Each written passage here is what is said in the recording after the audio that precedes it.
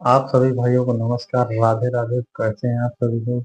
उम्मीद करता हूँ आप लोग अच्छे होंगे। आज आपके बीच एक सच्ची घटना लेकर उपस्थित हूँ। इस घटना को सुनाने का उद्देश्य किसी को परेशान करना नहीं, बल्कि आपको जागरूक करना है। यह कहानी उत्तर प्रदेश के अमरोहा जिले के बावन खेड़ी गांव की थी। 14 से 15 अप्रैल की दरमियानी रात एक अजीब सा सन्नाटा पसरा हुआ था। मोहल्ले के लोग रोज की तरह गहरी नींद में सो रहे थे। इसी सन्नाटे के बीच रात के लगभग 2 बजे एक लड़के के तेज रोने और चिल्लाने की आवाज सुनाई देती। तब लोग अपने घरों से बाहर निकलते हैं तो उन्हें पता चलता है कि यह आवाज गांव के सबसे रईस व्यक्ति शौकत अली के घर से आ रही है। शौकत अली दरअसल पेशे से लेक्चरार थे। गांव में इनकी काफी इज्जत थी। इनका घर ही गांव का काफी बड़ा और आलीशान घर था। इनका घर लगभग 3 एकड़ जमीन पर फैला हुआ था। शौकत अली के घर से आ रही आवाज को जब लोगों ने सुना तो वे सभी शौकत अली के घर की तरफ दौड़े। तो वह देखते हैं कि शौकत अली की बेटी शबनम अली तेजी से चिल्लाए जा रही है। लोगों को समझ नहीं आ रहा था कि आखिरकार हुआ क्या है, इसे हुआ क्या है और यह क्यों रो रही है। तो लोगों ने घर के अंदर जाने का फैसला लिया और कुछ लोग घर के अंदर दाखिल हुए। लेकिन जो लोग घर के अंदर दाखिल हुए उनके पैरों तले जमीन खिसक गई।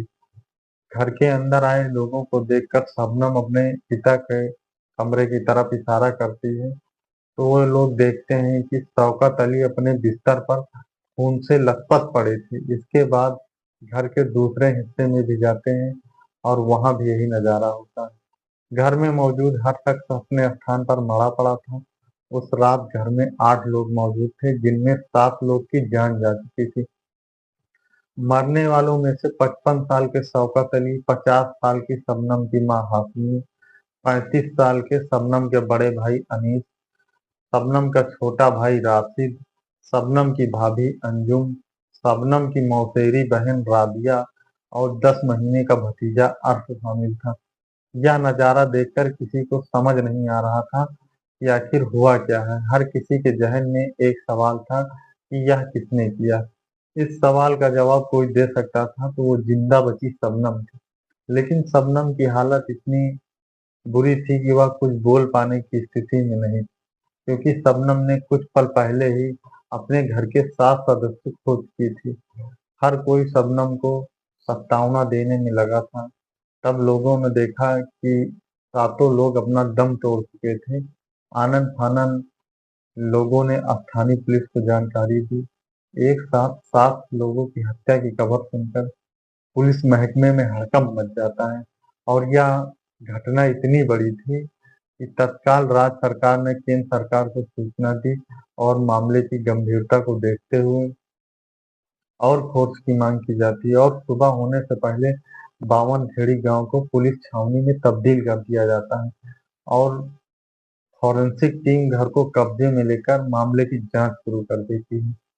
शुरुआती जांच में शबनम से जब अधिकारियों ने पूछा और मामले को समझना चाहा, तो शबनम बताती है कि दरअसल मैं घर की छत पर सो रही थी और अचानक से कुछ खटपट की आवाज सुनाई देती है। तो शबनम आवाज सुनकर नीचे आई तो देखा कि कुछ लोग हाथों में कुल्हाड़ी लिए हुए थे और इधर उधर भाग रहे थे। शबनम के मुताबिक वह लुटेरे भी हो सकते हैं और लूटपाट के इरादे से आए होंगे। शबनम के इस बयान के बाद पूरे इलाके में खबर फैल जाती है कि शौकत अली के घर कुछ लुटेरे आए थे और उन लोगों ने शबनम के परिवार के 7 लोगों का कत्ल कर दिया। घटना के समय उत्तर प्रदेश की मुख्यमंत्री बहन कुमारी सुश्री मायावती जी ने यह ऐलान कर दिया कि वह शबनम से मिलकर परिवार में इकलौती बची शबनम को 5 लाख रुपए की मुआवजा राशि आर्थिक मदद के रूप में दी देंगी। और वह शबनम से मुलाकात करने के लिए निकल पड़ती है और मुलाकात करती है। मुलाकात के दौरान ही वह शबनम को यह राशि देना चाहती थी। लेकिन मामले की जांच कर रहे एक अधिकारी ने उनसे गुजारिश की कि पहले मरने वालों की पोस्टमार्टम रिपोर्ट आ जाए, तब शायद यह राशि देना उचित होगा। मायावती जी इस गुजारिश को मान भी लेती हैं। इस घटना की जांच कर रहे आरपी गुप्ता मामले की जांच शुरू करते हैं। आरपी गुप्ता पहले क्राइम सीन का बाकायदा मुआयना करते हैं और सवाल उठाते हैं कि जब घर के सारे सदस्य का कत्ल हो गया तो अकेली शबनम कैसे बच गई। शबनम ने इस बात का जवाब दिया कि वह घर की छत पर सो रही थी, इसलिए वह बच गई। मगर जांच अधिकारी इस जवाब से संतुष्ट नहीं थे। बिस्तर पर किसी भी तरह के सिलवट का निशान भी न होना शबनम के प्रति संदेह पैदा कर रहा था। फिर भी मामला इतना गंभीर था कि जांच अधिकारियों ने उस समय शबनम के प्रति कुछ बोलना सही नहीं समझा और अपनी जांच जारी रखी। तब फिर सभी शवों को पोस्टमार्टम के लिए भेजा जाता है। तभी एक्सपर्ट टीम द्वारा सभी शवों का पोस्टमार्टम किया जाता है। पोस्टमार्टम रिपोर्ट दरअसल चौंका देने वाली थी।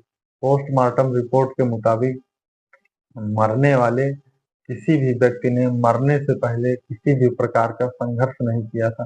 पोस्टमार्टम रिपोर्ट के मुताबिक पोस्टमार्टम रिपोर्ट के मुताबिक यह लोग पहले से सो रहे थे या बेहोश पड़े थे। कहीं इन लोगों को बेहोश तो नहीं किया गया।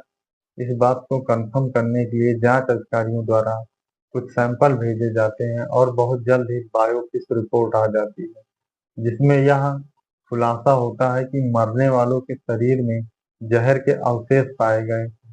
इस जांच यह जांच इस बात का संकेत कर रही थी कि मरने वालों को पहले जहर दिया गया और फिर बड़ी बेरहमी से उनका कत्ल कर दिया गया। मगर ऐसा किसने किया, इस बात का जवाब कोई दे सकता था तो अकेली शबनम ही इस बात का जवाब दे सकती थी। पुलिस ने बहुत ही चालाकी से शबनम का सारा कॉल रिकॉर्ड निकलवाती है। कॉल रिकॉर्ड भी चौंकाने वाली थी। घटना वाले दिन शबनम एक नंबर पर 52 बार कॉल करती है। यह कॉल किसी सलीम नाम के व्यक्ति के पास की जाती है। तब पुलिस सलीम की तलाश में निकल पड़ती है और शबनम से भी पूछताछ का सिलसिला आगे बढ़ ही रहा था।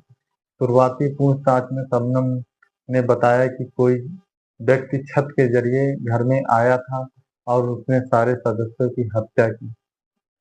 हत्या की जांच में शबनम का हर दावा झूठा साबित हो रहा था, क्योंकि छत का दरवाजा पूरी तरह बंद था और दीवार पूरी तरह प्लास्टर थी। अब तक की जांच में शबनम का हर दावा झूठा साबित हो रहा था। उधर सलीम से पूछताछ में सलीम इधर उधर की कहानी सुना रहा था। लेकिन जब पुलिस ने कड़ाई से पूछताछ करना शुरू किया तो सलीम की हालत खराब हो जाती है और सलीम एक ऐसी सच्चाई से पर्दा उठाता है कि सभी के पैरों तले जमीन खिसक जाती है। वह बताता है कि वह सारी हत्या हमने की है। सबूत के तौर पर वह पुलिस को वह कुल्हाड़ी भी देता है, हत्या वाले दिन जिस कुल्हाड़ी का इस्तेमाल किया गया था। मगर सलीम ने ऐसा क्यों किया, तो सलीम बताता है कि यह सब उसने शबनम के कहने पर किया और सब शबनम के कहने पर। पूछताछ में जब शबनम से पूछा जाता है कि सलीम कौन है, तब शबनम साफ इनकार कर देती है कि मैं किसी सलीम नाम के व्यक्ति को नहीं जानती हूँ, न मैंने किसी सलीम नाम के को कुछ करने के लिए कहा था। जब पुलिस कॉल रिकॉर्डिंग के आधार पर बात करना शुरू करती है, तब शबनम से पूछा जाता है कि जब तुम सलीम नाम के व्यक्ति को नहीं जानती तो घटना वाले दिन तुमने सलीम को 52 बार कॉल क्यों किया था।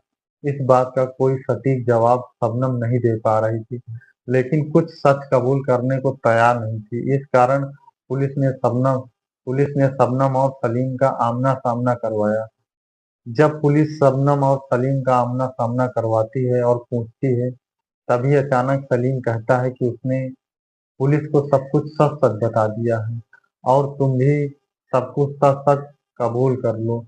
तभी शबनम दहाड़े मारकर रोने लगती है। आखिरकार शबनम ने एक रूह कपा देने वाली सच्चाई का कबूल करती है। तब पुलिस शबनम से कई घंटों तक पूछताछ करती है। जब पुलिस पूछताछ के दौरान इस हत्याकांड का खुलासा करती है, तब पुलिस बताती है कि यह हत्याकांड शबनम और सलीम के प्यार का नतीजा है। दरअसल शबनम एक रईस खानदान से आती है। शबनम के पिता शौकत अली पेशे से लेक्चरार थे और शबनम का भाई इंजीनियर की पढ़ाई कर के एक अच्छी कंपनी में जॉब कर रहा था, जबकि शबनम का दूसरा छोटा भाई एमबीए करके नौकरी में लगा था। शबनम खुद भूगोल विषय से डबल एमए थी और शबनम घटना के समय बतौर शिक्षा मित्र जॉब कर रही थी। शबनम के घर के ठीक सामने एक लकड़ी कटाई का मिल था और सलीम इस मिल में मजदूरी का काम किया करता था। और शबनम जब घर से बाहर जाती थी तो उसकी नजर सलीम पर पड़ती थी। रोज आते जाते सलीम शबनम को अच्छा लगने लगता है और वह धीरे धीरे सलीम से प्यार करने लगती है। एक दिन शबनम सलीम से अपने प्यार का इजहार भी करती है तो सलीम बताता है कि वह भी उसे पसंद करता है। बीतते समय के साथ दोनों एक दूसरे को दिलो जान से चाहने लगते हैं। दोनों एक दूसरे से शादी करना चाहते थे मगर यहाँ कई दीवारें आगे आ जाती थी। एक तरफ शबनम का पढ़ा लिखा परिवार और शबनम खुद डबल एमए थी। वहीं दूसरी तरफ सलीम मजदूरी करता था और एक दिन शबनम सलीम मजदूरी करता था। एक दिन शबनम अपने घर में सलीम के बारे में बात करने का फैसला लेती है और वह सलीम से शादी की बात करने के लिए अपने परिवार में बताती है। तब उसके परिवार वाले बिल्कुल हैरान हो जाते हैं और सलीम से शादी करने के लिए मना कर देते हैं। शबनम को समझाना बुझाना शुरू करते हैं मगर शबनम किसी भी बात के लिए राजी नहीं थी और वह अपने जिद पर शादी की सलीम से शादी की जिद पर अड़ी थी। शबनम की यह जिद कई दिनों तक चलती है। शबनम को जब यह लगने लगता है कि उसके घर वाले सलीम से उसकी शादी होने नहीं देंगे, एक दिन शबनम सलीम से मिलती है और प्लान करती है कि यदि हम घर के सारे सदस्यों की हत्या कर दें तो सारी जायदाद हमारी हो जाएगी और हम दोनों चैन से अपनी जिंदगी गुजार सकेंगे। प्लान फाइनल होने के बाद सलीम बाजार से जहर लाकर शबनम को देता है। इसके बाद शबनम मौके की तलाश में लग जाती है। 14 से 14 अप्रैल सन 2008 को यह दिन अंजाम के लिए चुनती है। इस दिन शबनम के दोनों भाई किसी काम से बाहर गए थे। शबनम ने बड़े प्यार से फोन करके कहती है कि आज आप कहीं मत जाना बल्कि शाम का खाना हमारे साथ ही खाना। बहन की बात भाई टाल नहीं पाते और वो शाम को घर आ जाते हैं। शबनम अपनी मौसेरी बहन राबिया के साथ मिलकर खाना बनाती है और सभी को खाना खिलाती है। जब सब लोग खाना खाकर बैठ जाते हैं तभी शबनम सबसे पूछती है कि चाय कौन कौन पिएगा। सभी लोग खुशी से कहते हैं कि हम सभी चाय पियेंगे। शबनम किचन में चाय बनाने के लिए चली जाती है और चाय बनाने के दौरान कुछ दिन पहले सलीम द्वारा दिया गया जहर वह चाय में मिला देती है और सारे सदस्यों को वह चाय पिला दी जाती है। चाय पीने के तुरंत बाद सभी लोगों की तबीयत अचानक खराब होने लगती है और सभी अपने कमरे में जाकर सो जाते हैं। वहीं जहर के असर से सभी बेहोश हो चुके थे। संभवतः वे तभी मर गए थे लेकिन शबनम को तसल्ली नहीं हुई। वह सलीम को फोन करके बुलाती है और सलीम कुल्हाड़ी लेकर शबनम के घर रात में चुपके से आ जाता है। तब शबनम सलीम से कहती है कि तुम सभी को कुल्हाड़ी से खत्म कर दो और दोनों मिलकर सभी के गले पर कुल्हाड़ी से वार करते हैं और सभी को मौत की नींद सुला देते हैं। सलीम चुपके से शबनम के घर से निकल जाता है। अभी कुछ ही समय बीता था कि शबनम सलीम को दोबारा कॉल करती है और कहती है कि भतीजा अर्श अभी जिंदा है। तब सलीम कहता है कि अब मैं नहीं आऊंगा, तुम उसे खत्म कर दो। शबनम भतीजे का गला दबाए रखती है और कुछ देर बाद शबनम भतीजे को मारकर खत्म कर देती है। पुलिस इस मामले का खुलासा करने के बाद शबनम और सलीम को आधिकारिक तौर पर गिरफ्तार कर लेती है और कई गंभीर धाराओं में दोनों पर मुकदमा चलाया जाता है और उन्हें डिस्ट्रिक्ट कोर्ट द्वारा मौत की सजा भी सुनाई जाती है। दोनों के खिलाफ दोनों ने इस सजा के खिलाफ इलाहाबाद हाई कोर्ट में अपील की लेकिन वहां भी उन्हें फांसी ही मिलती है। इलाहाबाद हाई कोर्ट से राहत न मिलने पर दोनों ने सुप्रीम कोर्ट का दरवाजा खटखटाते हैं और सुप्रीम कोर्ट भी निचली अदालत के फैसले को सही बताता है। जब अदालत से शबनम और सलीम को किसी भी तरीके की राहत नहीं मिल रही थी तो शबनम राष्ट्रपति से लेकर गवर्नर तक मर्सी पिटीशन दायर करती है। मगर कहीं से भी राहत नहीं मिलने पर सन 2021 में हर जगह से मर्सी पिटीशन खारिज होने पर ऐसा लगने लगा था कि आजाद भारत के इतिहास में फांसी की सजा पाने वाली शबनम पहली महिला बन जाएगी। और वो जेल में फांसी की और जेल में फांसी की सारी तैयारियां भी शुरू हो चुकी थी। तभी शबनम ने रहम की भीख मांगते हुए उत्तर प्रदेश के गवर्नर के समक्ष मर्सी पिटीशन दायर करती है और गवर्नर द्वारा यह मामला यूपी सरकार को ट्रांसफर कर दिया जाता है। सरकार द्वारा इस पर अभी कोई फैसला नहीं हुआ है। इस कारण आज भी शबनम फांसी के इंतजार में रामपुर के जिला कारागार में बंद है। वहीं उसका प्रेमी सलीम इलाहाबाद की नैनी जेल में बंद है। इस मामले में चौंकाने वाला खुलासा सन 2008 में हुआ था, जब शबनम का मेडिकल चेकअप तब तब शबनम 2 महीने की प्रेग्नेंट थी। शबनम और सलीम का प्यार जब 7वें आसमान पर था तो दोनों ने शारीरिक संबंध बना लिए थे। जेल में रहते शबनम एक बेटे को जन्म देती है। वह उसके साथ 5 साल तक जेल में ही रहता है। शबनम के कॉलेज के दिनों का एक दोस्त जो सोशल मीडिया पर काफी चर्चित चेहरा है, जिसका नाम उस्मान सैफी है, वह बच्चे को गोद ले लेता है। उस्मान सैफी बताते हैं कि शबनम का स्वभाव काफी दयालु किस्म का था। वह अक्सर गरीब बच्चों की मदद किया करती थी। एक बार मेरी पढ़ाई छूटने के कगार पर थी तो उसने मेरी फीस जमा की, जिस कारण आज मैं पढ़ पाया। उस्मान सैफी आज भी उसके इस एहसान को मानते हैं। शबनम के बेटे की उम्र 15 वर्ष हो चुकी है। सरकार उसने सरकार के सामने मांग रखी है कि मेरे मां की फांसी की सजा को उम्र कैद में बदल दिया जाए। अब देखना यह है कि सरकार इस पर क्या फैसला लेती है। धन्यवाद।